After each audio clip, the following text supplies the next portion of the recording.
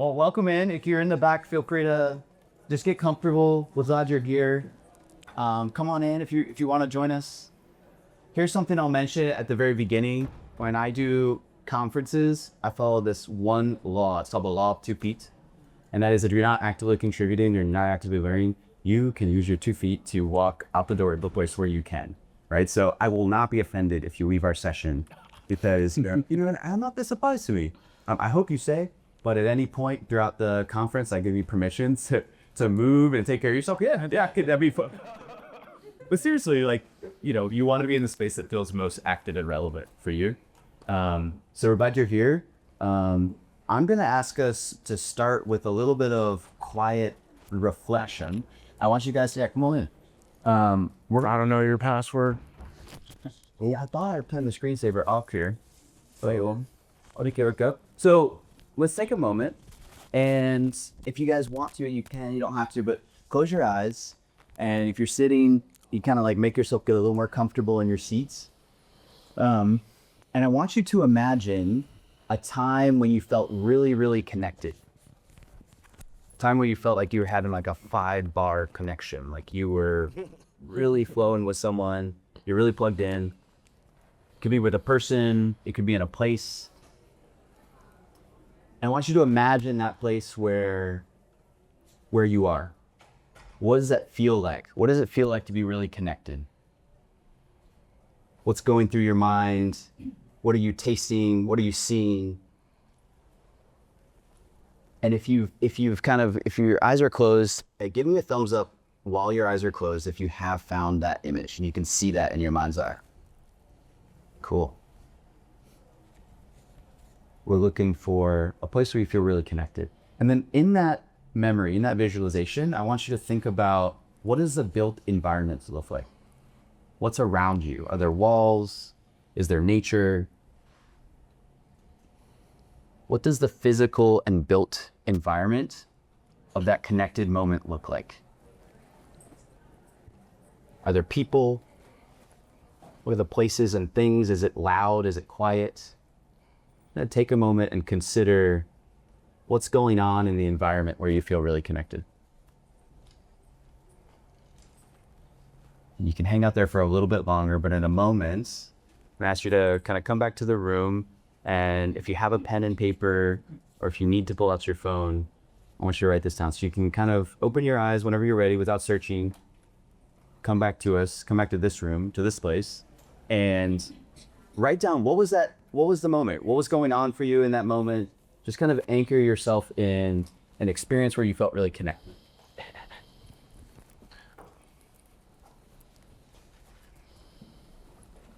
Cool.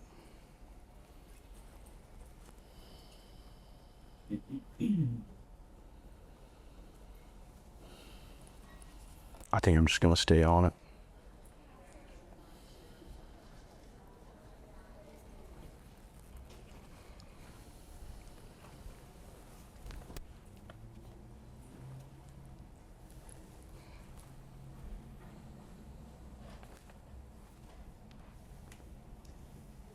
Welcome. Come on in. So I see some people are done writing. I see some people are still taking a moment to finish writing.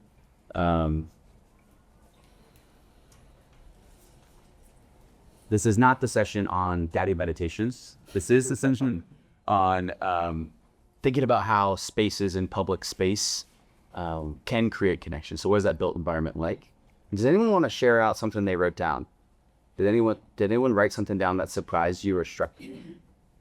You get 1 or 2 shares. Yeah, in the back. It didn't surprise me necessarily, but I wrote up my community garden that I participated in, and you'll hear that. And what was the physical space of the community garden? What did it look like? Can you paint a picture for us in Yeah. So couple seconds? it's a little piece of plain space that we annexed, surrounded by parking lots.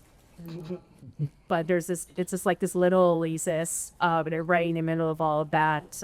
And we've added a ton of greenery, we've added arbor, we've added bushes. And so I don't know, I think about how bare that could be, but we've had it as neighbors came together and have sort of added something more full, I think. Yeah.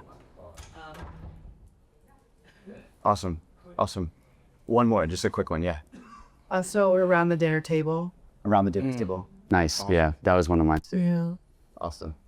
Well, I wanted to start us with something real in your lives, and the idea is this is going to be really engaging and interactive. So as I introduce our moderator, I'm wondering if you can help him out.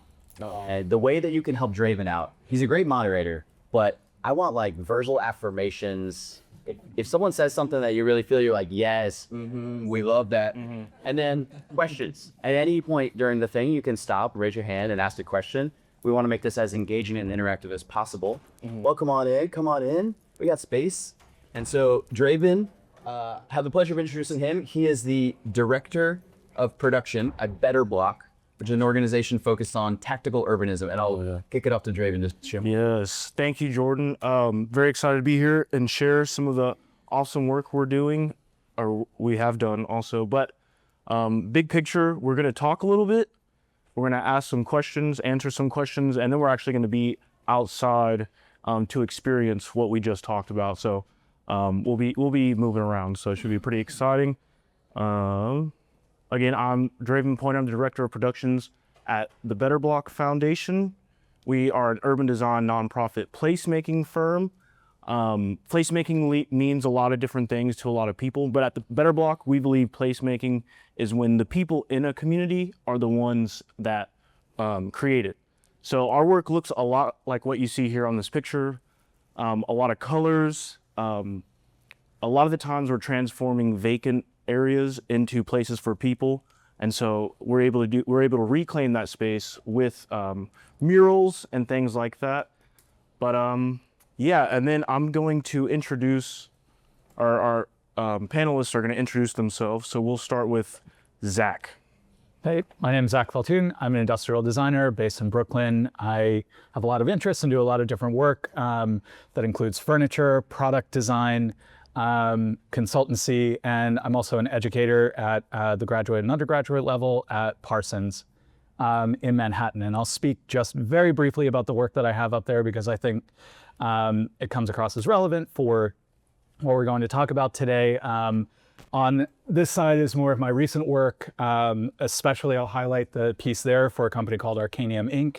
That is gaming as a way of building community. What we realized in doing that piece is that as we age, gaming, especially tabletop gaming, becomes a way that we structure, people structure their lives. And so week after week after week, you're meeting with the same people. So community and connection was absolutely foundational to designing that piece. And I encourage you to check it out because I am 99.9% sure we did something in tables that had never been done before. And I'll highlight the final piece, which is a piece of candy.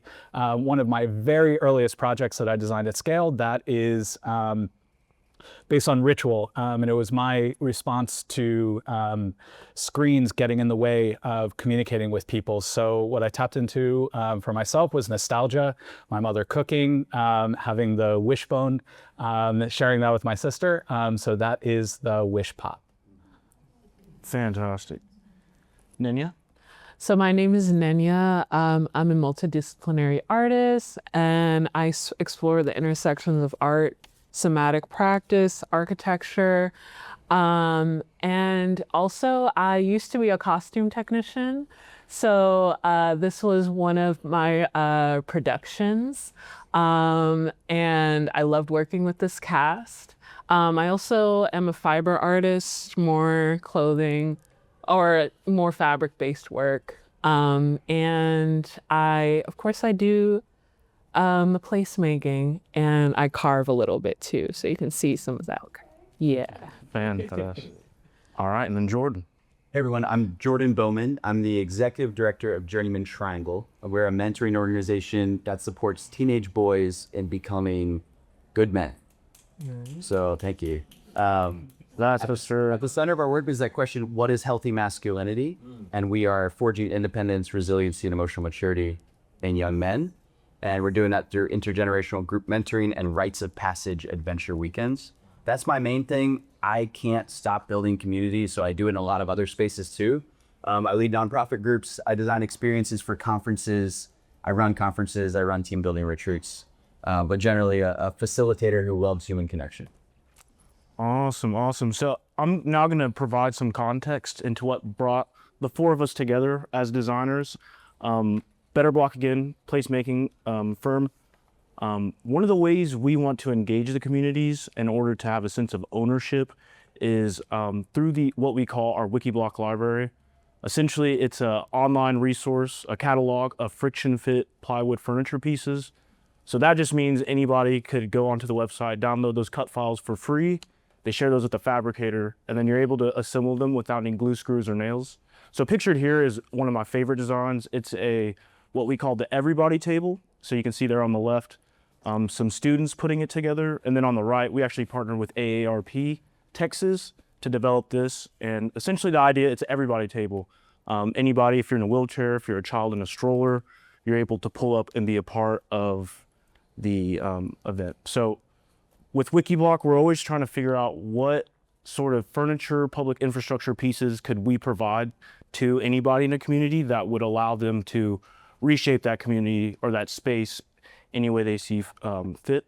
So we came up with the really clever name of a design competition called Creating Connections, literally creating connections between people, but also like our Wikiblock, forming connections. And what we wanted to do through the work that we do, we realize that there's a lot of need for people to connect. A lot of people want to create these third spaces because there's loneliness. And so they need a place where they can meet other people. So we put out a challenge to the world. We asked designers to reimagine public infrastructure that directly encourages people to form these connections. And so I think what we asked the competitors to do is a difficult ask. And so I don't even know where you start to solve that problem. But I think our designers, they took on this challenge. We had a lot of submissions, 8 finalists, and up here are our first, second, and third place winners for the design competition. So, yes. So I think everybody would be interested in hearing, and we'll start with Jordan. Where did you start with your design? Yeah, I'm not a designer and I'm not an architect. I design experiences, and so I had no idea what I was doing, but I knew I cared about social connection, and I thought a lot about third places and parks and public spaces. How do we meet and how do we gather and why does that matter? And so even sitting in a thing like this, how does that change the way I would interact with someone? If you can go to the next slide. Again, creating a conference where we're in a circle, where we're in a round feels very different than what we're in right now, which is a lecture style. We're talking at you in this setup. So I got really curious about that, and I thought about parks, and I thought about how at parks, when someone's sitting at a bench, you usually don't, you avoid it. You try to find a bench that's empty. Or if you sit next to someone on a park bench, you're typically looking the same direction and you're not connecting with each other.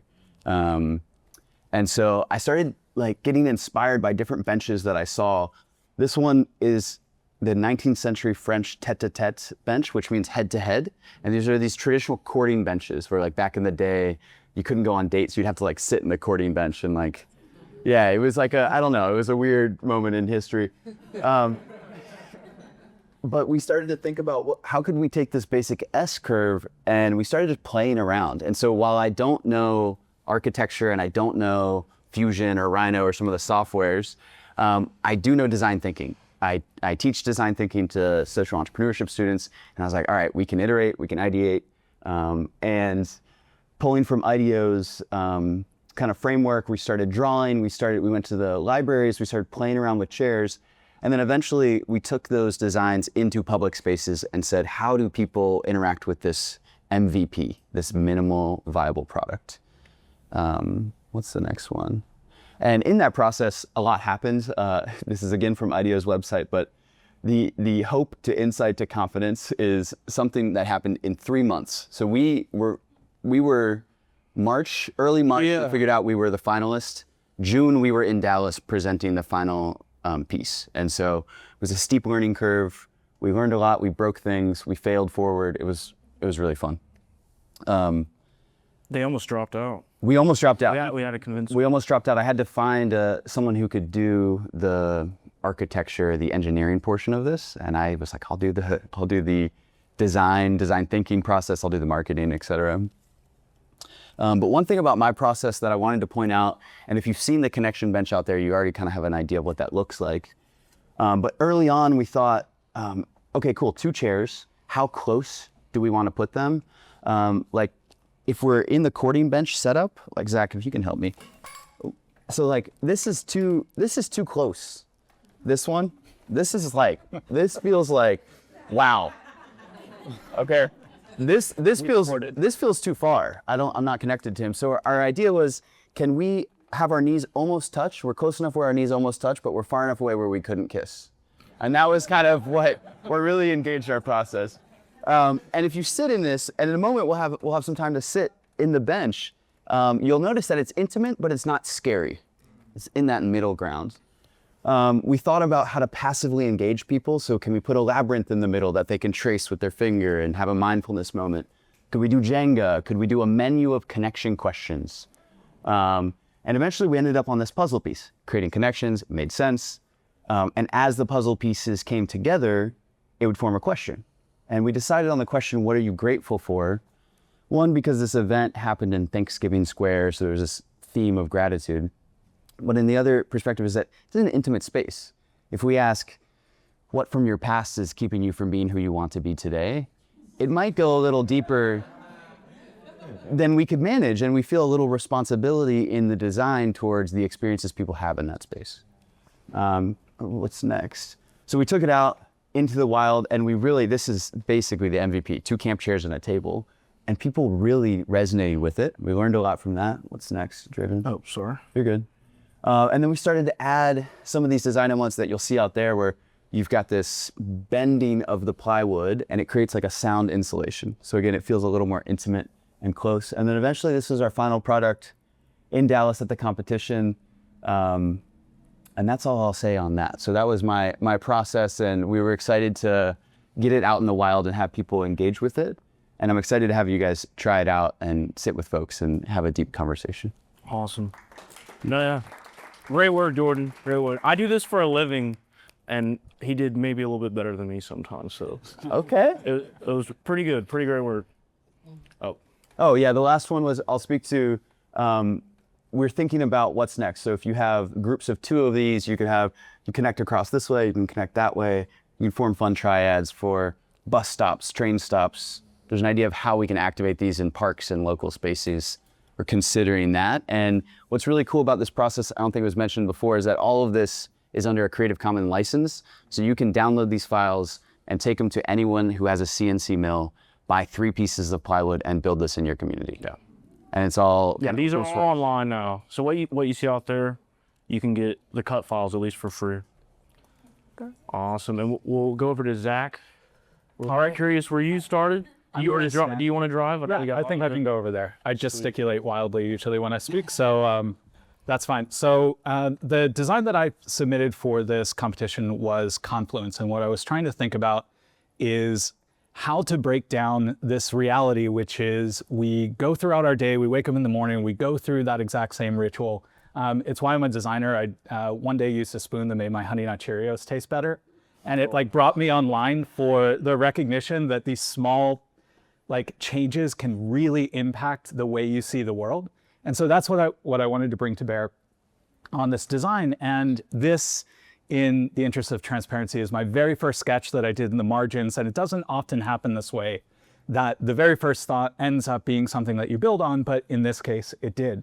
What really got me thinking is, where in my life is there an opportunity to recognize the humanity in others? And as a designer living in Brooklyn, taking the subway often, it is really hard to get away from that reality when you're sitting 3 feet away from somebody face to face. However, as I started considering this, that's a little bit too aggressive. And if I wanted to take it somewhere else, and it may not be relevant for this first site-specific installation in Dallas in July.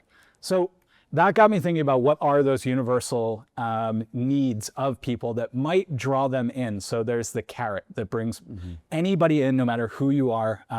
What are the things that everyone needs? So shade, rest, placemaking, community. I've highlighted there off of Thanksgiving Square where this installation was actually going to happen. And then I started thinking about my own experience, some of my own inspiration, and the three of these pieces collectively really added up to that. So there's a Torii Gate based in the Brooklyn Botanic Garden, and there's something really beautiful about the way that the Torii Gate will focus energy and transition. This Granite Creek and Hoback River, definitely just a Googled image. I did not take this in a helicopter, although maybe one day that would be really beautiful. But the way that those two things come together and they maintain some part of themselves but add up to something greater.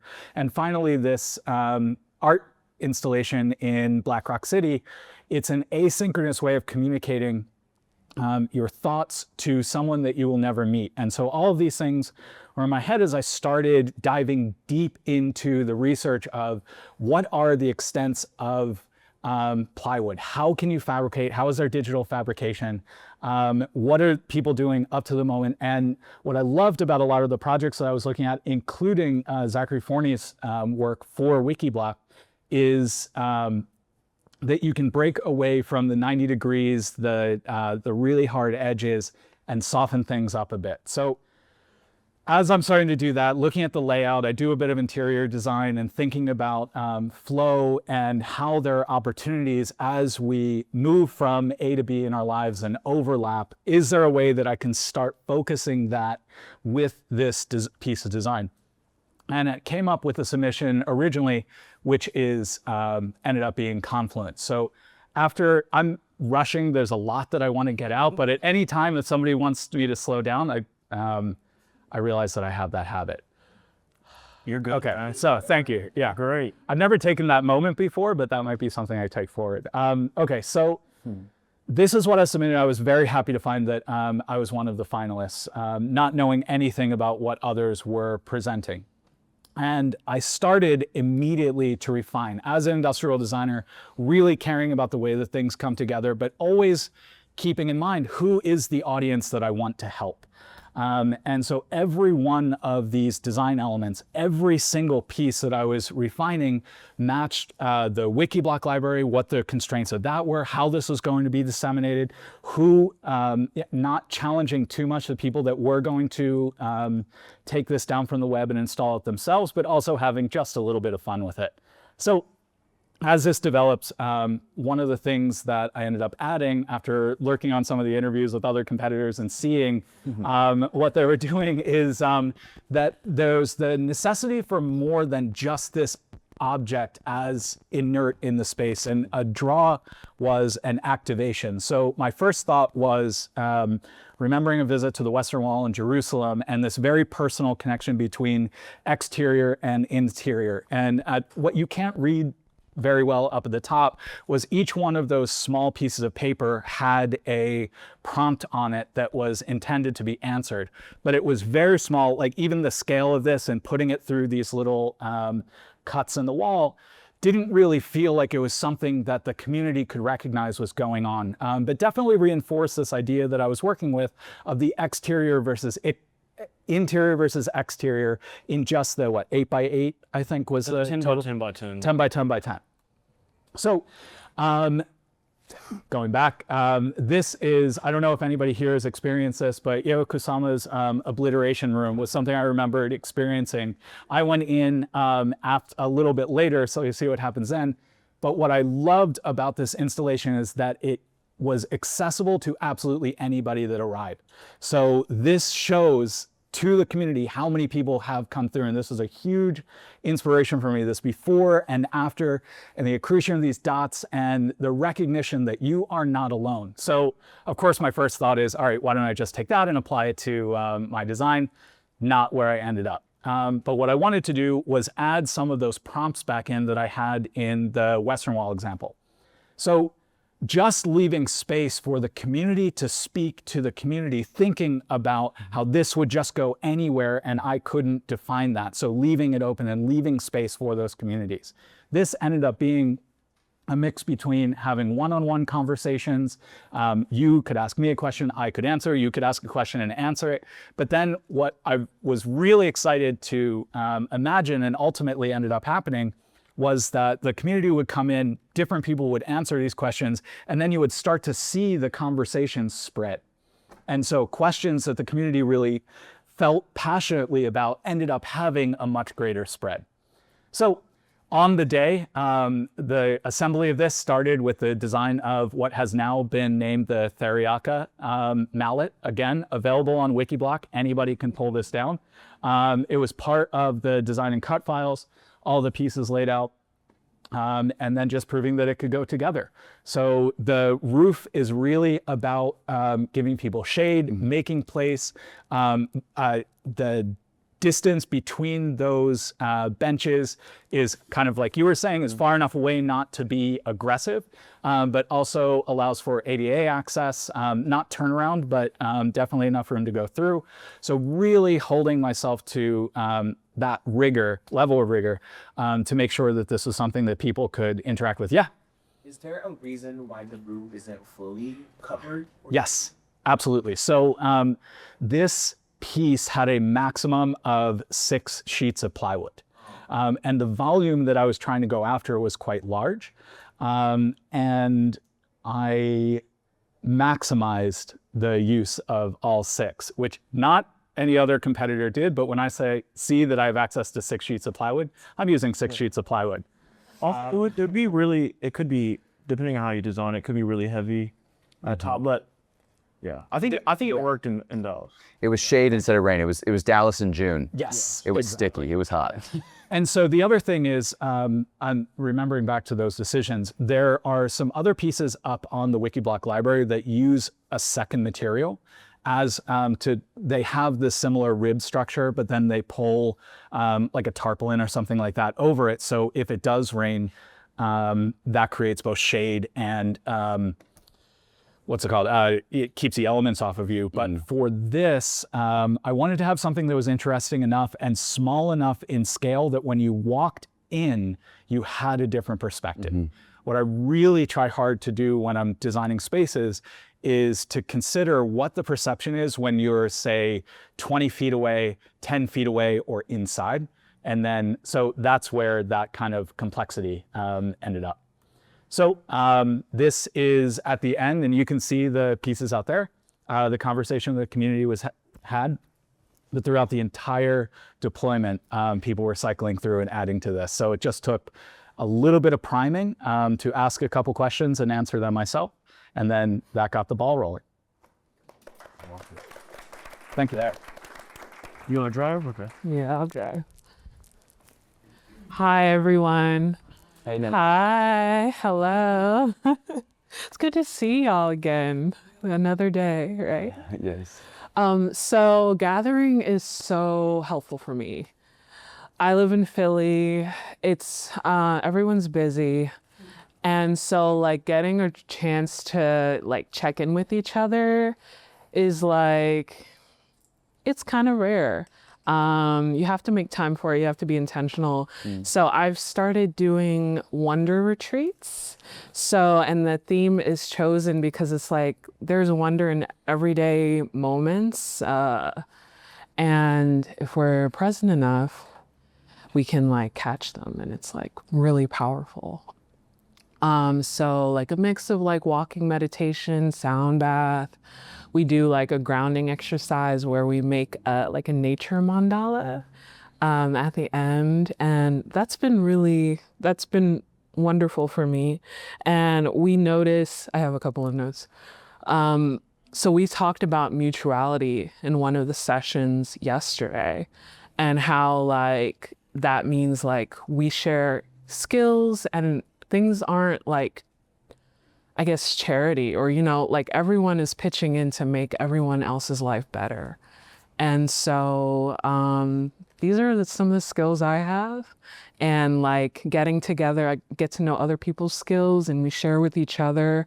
We were just talking about third spaces in your session and like how powerful that is, you know, to gather in community.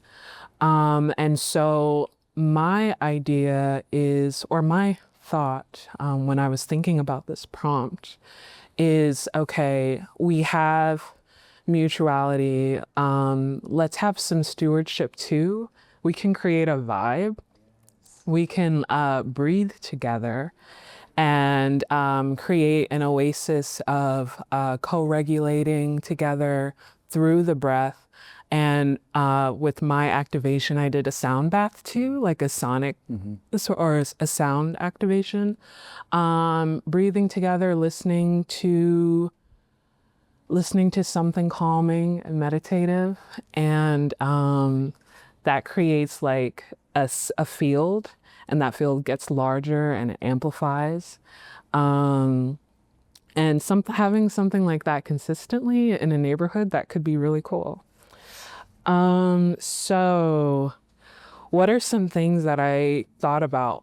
So I started designing this like a year before the competition, and then I saw it and I was like, yeah, I want to see how this feels with other people. So I took it around first to different places, and what I realized that it was the lowest plane was a little too low, especially for older folks, and it felt good, but it was hard to get in and out of. And I love low furniture, but everyone can't enjoy that. So at the design competition, I experimented with something on a higher plane, 17 inches, so people can feel a little bit better about getting in and out of it. You kind of see the speaker on the side. And so it was like activated with that sound bath. I recorded it in Philly, and I found a great person who had experience like recording sound bowls. So like that felt really, the synchronicity of that felt really good. And then of course there's two, so that you can breathe with another person, getting that co-regulation. And you can kind of see like in the cutouts where I did that box breathing exercise, I did it in English and in Spanish, so that you can like really be if you need a reminder, it's there. So these were several iterations over time, starting with clay, using the laser, getting a form that felt really good. I love a spiral, and I think like that, echoes throughout history, using a circle, using a spiral to really like design, because, fractals are, like fractals in sacred geometry, like that's how the universe like starts knowing itself, or recognizes and echoes itself naturally. So that's what I was thinking about. And full-scale modeling was so helpful, because I'm like, how can I, help people drop into their bodies? And I can't really visualize or feel like what that feels like until it's there and it's like full scale and someone can try it. And then you get the feedback, and then you can like iterate on that too. This is me like on the ShopBot in my maker space. And yeah, I learned a lot and interacted with a lot of people. And I think like that has been the most rewarding part, really. Yeah. Yeah. Awesome. We're gonna move over to like a Q&A, but I have a question for you guys. I think, Nenya, with your design, something that was really interesting, we had the design competition, we had a group of judges. After everybody got a chance to present their design, the judges we all came into a room and decided, who would win and who wouldn't. And I think one of the things that was really interesting about your design, that maybe you didn't intend for it to happen, but there was a connection that someone formed because someone was trying to get out of the chair and they needed help. And so they reached out for someone's hand. Yeah. And then they sort of formed a connection that way. So I think my question for you guys is, was there any sort of connections that you saw being formed that you didn't necessarily anticipate with your designs? That's a good question. Yeah, I mean, watching people interact with it and seeing small groups forming around it instead of one-on-one, and it challenges all the assumptions you make when building space. Yeah. And so again, my philosophy of get it in front of people, see how they interact with it early and often, really came in handy. And even watching yours, doing it inside is different than outside. where we did it on the side of the street in downtown Dallas. When you lay all the way back, you have a completely different perspective of the city, which I think was really cool. But that's how I would answer that question. Yeah. Zach, anything? I'd originally wanted to be very prescriptive with my design and come in with a series of instructions that inform people how they were supposed to use this. And one of the things that I found very exciting is after populating the very expected panels of the design with a question and an answer, I maybe did 2 or 3, and then walking away and coming back and seeing that people had interpreted that, taken ownership of it. You'll see a couple stickers on the panels up at the top. Diving under it, you'll find one like underneath the bench.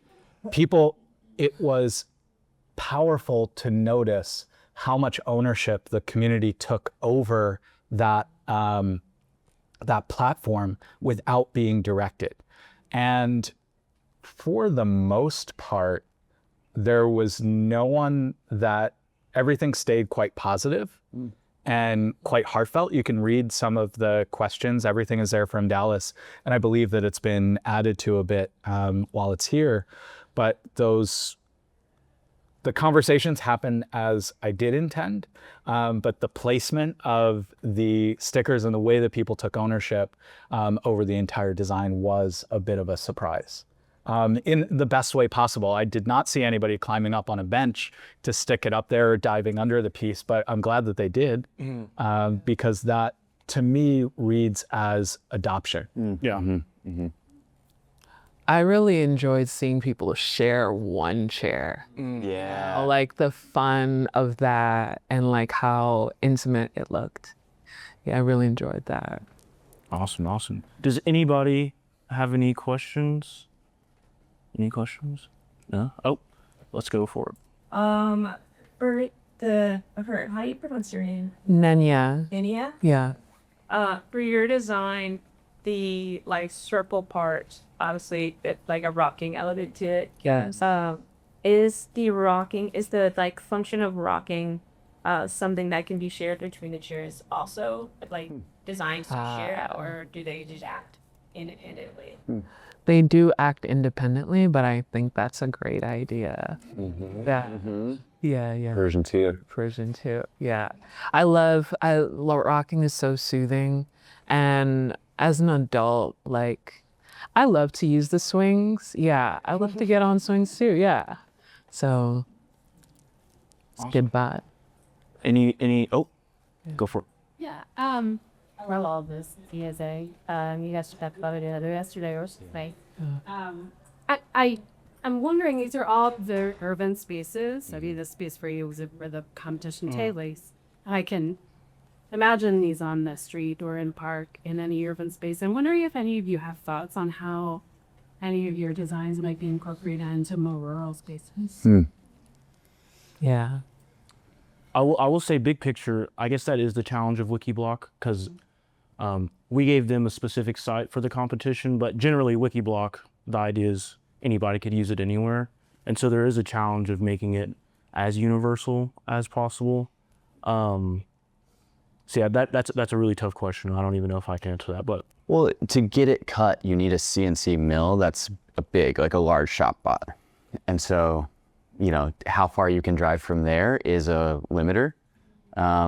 But for my design with the connection bench, anywhere that has a bench could be replaced with the connection bench. So I think it's kind of universal in that sense. It doesn't need to be indoors if you put enough, stain or paint on it. It doesn't need to be out of plywood either. You could cut these plastic metals. Yeah. Maybe, I don't know how the kerfing would work. That's Well, the thing. But anyway. It's, again, in version 2 or 3, how do we make it more, how do we have it stand up to the test of time and weather to be outdoors is something I'm really interested in. And if anyone wants to engage in that and build version 2 or 3 with me or on your own and tell me about it, I'm so game. But yeah, that question of, the wood is temporary placemaking. So this is like, if there's a vacant lot, you can download all these designs, get them cut, and like bring them to a space to host an event. It's supposed to be pretty accessible. Yeah, and then part of the ownership is that because it's just plywood, There's also surfaces you can paint. And so with a lot of the projects that we do, part of the workshops is like someone gets their own bench and they put a landscape on the bench or something like that. So there's that personalization that goes with it that you probably don't get from a lot of other furniture. So yeah, that's just another cool characteristic. We have a question. Oh, yes, sir. Like a community adoption perspective. Obviously, there are all variables of material, but like generally speaking, what is the cost? Yes. Yes, great question. So I do Updated plywood numbers with new tariffs. Where are we at? No, okay, so great question. For whatever reason, anyways, Baltic birch is still the same price. So those out there, that's cut out of plywood called Baltic birch. That runs about $89 a sheet, but there's other options that are, you can get OSB, other materials from like a Home Depot for about $50 a sheet, even less. That's gonna depend on if you're gonna use it outside. If you're gonna have it set up for a long time, you're gonna want a material that lasts a lot longer. And then the cut files, of course, are free, so that's no cost to you. But then finding a fabricator is probably the biggest obstacle you'll find. We do have a resource on if you go to betterblock.org/wikiblock, we do have a resource that shows you sort of how you can locate those fabricators. But a fabricator, it's usually gonna be anywhere from like $50 to $100 to cut a sheet. I can speak to this too. Yeah, go for it. As someone who does it myself in Philly. So plywood, like you said, $89 a sheet maybe. And then I have a membership to my makerspace. That membership is about $150 a month. So what I've done is over time learn how to use the CNC in their space.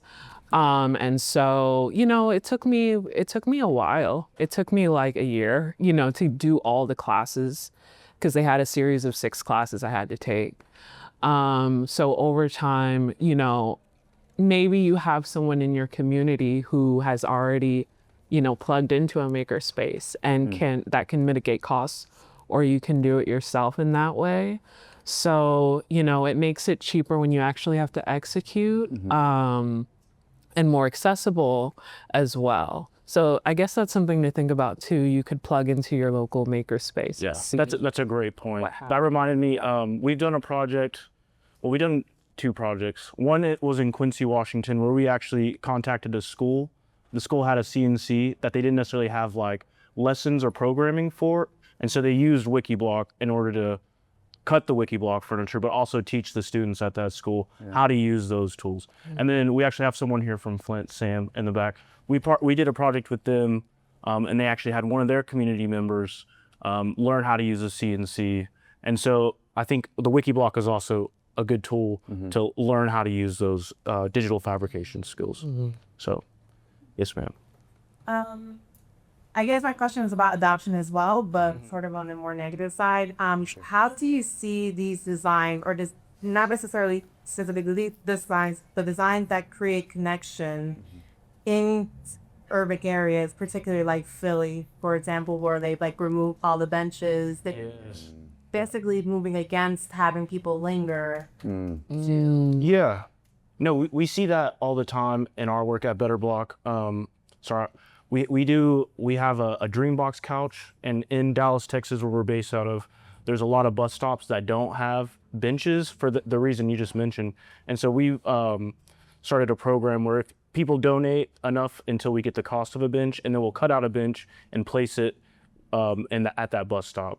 And sometimes they like find a new home. Sometimes people take them, but some people have taken it upon themselves to like chain them down to the pole and everything there. So yeah, it sort of combats what you're saying directly, but I don't know if y'all have anything to add. For every community? So yeah, it's local to Dallas, but if anybody in any community anywhere could go to our website and find that product, like there's no barrier there, but this is an initiative we're doing specifically in Dallas. It's easier to do locally, but there's no reason why anybody couldn't. I don't know why a city would decide to take away benches, but if they did, I would hope that someone would just print these and put them out there and chain them to the... Personally, I hope there's not, I guess it's being recorded, but that would be my Oh no. tactical approach to like fuck it, like dude, do it, like really like go out and build the thing people need. I'm more about asking for forgiveness than permission in that regard, personally. But maybe, you know. So piggyback on that, is there like a component of apathy or like policy that, I mean, because from your word, I'm sure that you have like research. Is there maybe for what you do, is there like a portion where you go out and try to advocate against certain policies that might affect these spaces? Yeah, there's a lot of answers to that. So the wiki block is just like one aspect of what Better Block does, but we do a lot of stuff. Policy-wise, sometimes the issues that we run into is a community wants something in a particular space, but the local government is like, no, we can't do that for this reasons. But because what we do is temporary, we're sort of able to bypass some of those things and be like, hey, we're just going to test something out, and you're going to get to see if the community responds to that directly. And so we've gotten through that method. We've gotten certain ordinances changed for food handling. There's places where they didn't want basketball courts because they thought it might invite the wrong people, but we tested those out, and it turns out everybody loved it, and so now they're implementing those basketball courts. So there is because it's tactical and temporary, we're able to test a lot of those and push those barriers. Yeah. And that leads to like long-lasting. It's the beauty of your process with Better Block. I was a little more radical in my last statement, but I think I mean that's spot on. I think we stand behind that. So when you see it, like when you see it in like action, and you're like, this is an empty block that the city have just been sitting on for a long time, and then everyone gets to see it activated and see people moving around, and they can imagine like vendors here and people connecting and having the shared space. And then you invite local government, you invite the county commissioners, you invite everyone, and they can imagine, wow, this is what this would look like. And now we have enough energy and excitement to do the long, hard process of the bureaucracy to make this happen. And well said. And for your point about the radical part of it, there are people who have done that to a point where they've made it a little bit safer. So for instance, parking day. Yeah. Parking day is a day where you can access, a parking space and, reimagine it as like a community space, right? So, people do it without getting, insurance and permits from, your local government and all of the red tape things you need to do. But you can also do that too. I did that. I got insurance. I put my chair, my zero gravity lounger out on Chestnut Street in Center City in Philly, and just like see what I talk to people and see how they felt about it. And so there are people like doing this work already. You can plug in with them and see like what you can imagine with each other. Yeah. Sorry. I do want to give us enough time to experience the design. So if you do have questions, you'll get to ask the designers directly. I'll be out there too. But I think we should move outside. The last 20 minutes? Yeah. Sure. Does that sound good? We can experience them, ask them directly. We could break into 3 groups and do time in each space, or do you want to freeform it? I think personally freeform. I don't know. Cool. Cool. Thank you, Draven. Thank you guys. All right. I'll be out there too if y'all want to talk to me.